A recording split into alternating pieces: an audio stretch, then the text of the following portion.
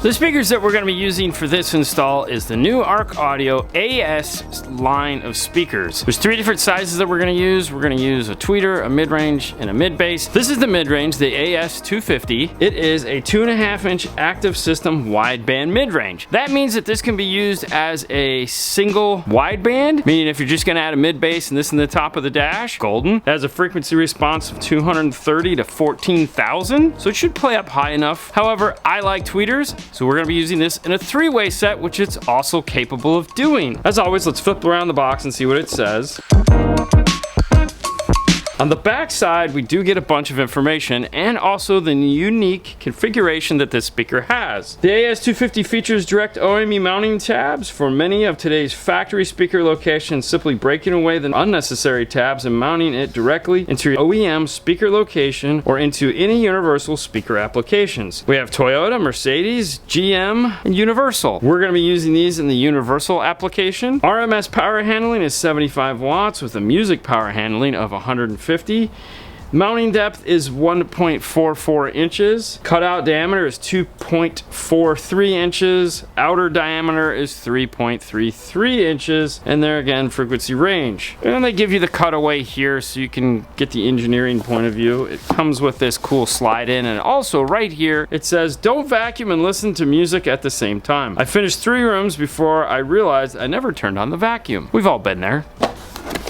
Opening the box up, pulling off the top, we find the speaker hidden inside. Now, as you can see, it is an ARC Audio speaker. We know by the juicer cone that it has, that is definitely something that says, hey, I'm an ARC. This is a knockdown feature from the RS. Here are those tabs. As you can see, they have these little 3 where you can just hear and it breaks right off. We're gonna be using tin snips to cut these off and then filing it to where it's perfectly round, because we'll be using these screw holes here. From the back side, it is not a vented speaker. It does have a little nipple here though. Nice size magnet. Terminals are both the same size, but we can clearly see a positive and a negative. The cone is quite unique. It's made out of a couple unique fibers, one of them being coconut. I know, right? The surround is made out of a reinforced cloth, and I'm really excited to be getting these into my car.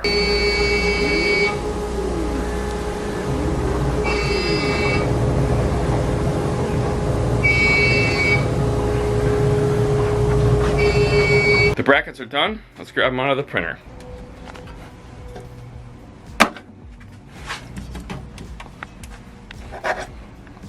Let's get them over to the bench. We'll get our thermal nutserts in them, get our speakers screwed in. These are the final brackets to fit the ARC Audio AS driver into the door. It is going to need us to insert these 4 thermal nutserts inside of it to line up with these screw holes. I've already put these in, and this will allow this to drop into place. And this is going to use an M2 screw. So just simply turn this until they all line up, pull it down nice and tight. And that will go into there. We'll put the screws in, and then there's a little hole located right here on the bottom, that guy, that the Metra harness will come through. Now for these, it needs the Metra 725605 harness. To put these in, they make an attachment for our soldering iron, which we do have these listed on DNF tool drawer. For this little tiny M2 thermal nutsert here, this thing is really small. We use this size because this will fit into an 1/8 inch piece of acrylic without poking out the other side. Now this is obviously a little bigger. Push it in. There we go. These have a lip side that has a smaller flange on it. And then we will take this guy and just push it in until it's flat. And there you have it. What I did was went and bought another one of these for my Harco soldering iron. So this one has the soldering tip and this one doesn't. And then the nice thing is on the end they just have this little plug that unplugs. So it makes swapping between the two pretty easy. As you can see, there's really not a lot of room for the clips, which is cool. Cut the heads off, feed them through, and now we can attach these leads to this speaker. Normally I would like to use a speaker just clips, but because there's so little room, we are just going to solder them onto there. We'll put a little piece of shrink wrap over it too. All right, that gets us our speaker into place. Now we just need to line up our screw holes. Start with an M2, which is a very small screw, and this is a number 6, which I think will be plenty big for what we're trying to do. Yeah, that works perfect. We want to add some foam to the back of this to match what the factory has. And then on the front here, we'll add a little thicker piece of foam.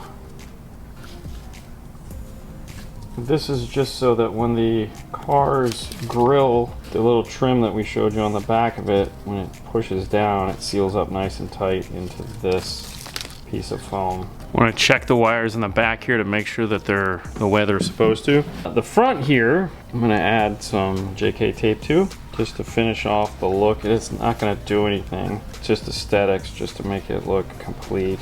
And not just have some random wires in the door. There we have it. Our mid-range is all set and ready to go. Into the car, I just need to get this one done. To prep the AS250, the bracket, I need to remove all of these other brackets. Tin snips are your friend. Gently work your way around. That's why it has these little tabs here. These are made to come off because not every car is going to need them, or you might just need a specific set. So this is actually the one time where you're going to cut up a speaker. Now if you want to, you can just do like this, do the whole wiggle thing. But as you can see, it leaves these little fingerlets. I don't want that. And make sure you get all the little pieces off of the magnet. With those off, I like to tape up the speaker because I'm going to need to do some sanding. Now this does not have an exposed pull piece. It doesn't have an open spider. There's no way for this metal to get into this speaker. I know, however, that if I don't do this, all of the little shavings are going to stick to the magnet, and it's just going to make it a mess and very difficult to clean up. So by covering in tape, this will easily come apart. For this next step, I'm going to use a sanding disc on my Milwaukee sander. I'll be right back. So what I'm doing with this is getting all the little fingerlets off of here and making this more round, and so that it's a perfect shape so that it will fit into the bracket just like so. As you can see, there's all the little sanding is all stuck onto the tape now. If I pull my tape off, it'll come with it. Or what I'm gonna do is I'm gonna take it over the air compressor and just blow it off, and then I'll peel my tape off. And there we have it, no more metal dust. Perfectly clean speaker. Now it is all set and ready to get into the bracket. It's time to install the AS250s into the door. We have the brackets all made, but as you can see, the car is not in here because, well, it's towards the end of the day, and like everything else, this all went sideways. And so we're gonna walk out to my car in the parking lot and we're gonna swap these things in because we got like 10 minutes before we have to do something else. I figured this would be a perfect time to do them. I need a 7mm drill because the door panels aren't on my car. It has been weeks without them and it's driving me absolutely crazy. So let's head outside. We'll screw these things on. You ready, Fernando? Let's go. All right, here we go.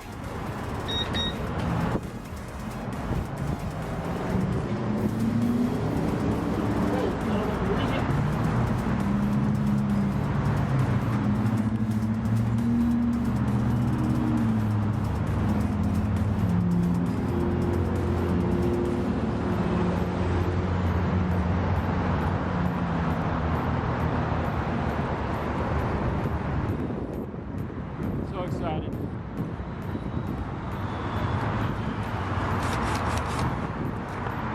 Alright, start with the passenger side.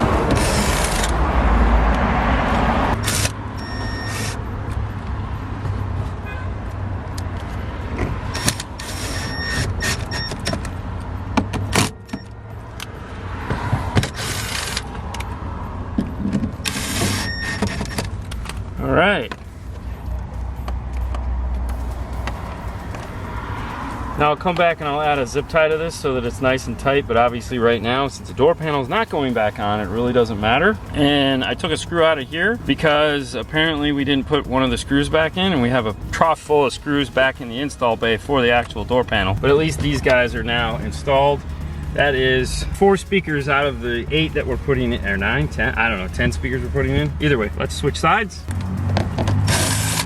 This one has all 3 speakers. Never trust the guy that is doing installs in the parking lot. Never. This is some shade tree stuff right here for sure.